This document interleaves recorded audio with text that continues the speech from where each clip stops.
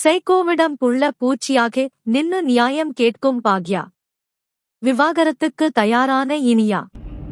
விஜய் டிவியில் ஒளிபரப்பாகி வருகின்ற பாக்யலட்சுமி சீரியலில் இனியாவின் வாழ்க்கை கேள்விக்குறியாகிவிட்டது என்ற வருத்தத்தில் பாக்யா குடும்பத்தில் நொந்து போய் இருக்கிறார்கள். அப்பொழுது செழியன் ஆரம்பத்திலிருந்து அம்மா இந்த சம்பந்தம் வேண்டாம் என்று சொன்னாங்க. ஆனால் நாம் யாரும் கேட்காமல் பிடிவாதமாக இனியாவுக்கு அந்த நித்தேஷை கல்யாணம் பண்ணி வைத்து தவறு பண்ணிட்டோம் என்று சொல்கிறார். உடனே கோபி, எல்லாத்துக்கும் காரணம் நான்தான். என் மீதுதான் முழுக்க முழுக்க தவறு இருக்கிறது என்று ஃபீல் பண்ணி பேசுகிறார்.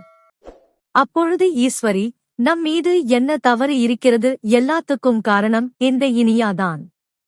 இனிய தேவையில்லாமல் ஆகாஷ் இடம் பேசி பழகியதால் வேற வழி இல்லாமல் அவசரமாக நம் வேறு கல்யாணம் பண்ணி வைக்கிற சூழ்நிலை ஆகிவிட்டது என்று எல்லா தவறையும் இனியா மீது போட்டு விடுகிறார்.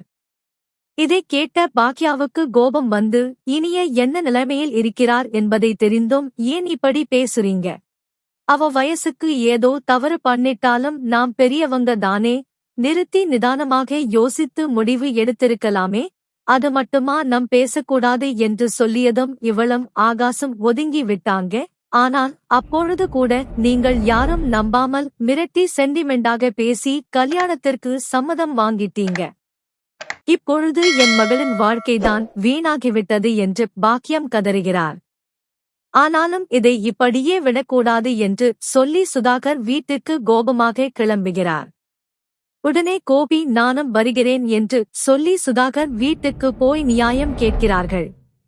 அப்பொழுது வாக்குவாதமான நிலையில் சுதாகர், உங்களால் என்ன பண்ண முடியுமோ போய் பண்ணிக்கோங்க என்று திமிராக பேச ஆரம்பித்து விட்டார்.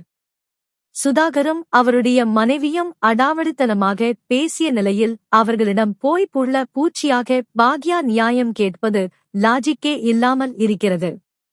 இருந்தாலும் கோபியும் பாக்யாவும், உங்களை சும்மா விடமாட்டோம், இதற்கான தண்டனையை நீங்கள் அனுபவித்தே ஆகணும் என்று சண்டை போட்டு போய் விடுகிறார்கள். அந்த வகையில் இனியாவிற்கும் நித்தேஷுக்கும் அடுத்து விவாகரத்து ஆகப் போகிறது.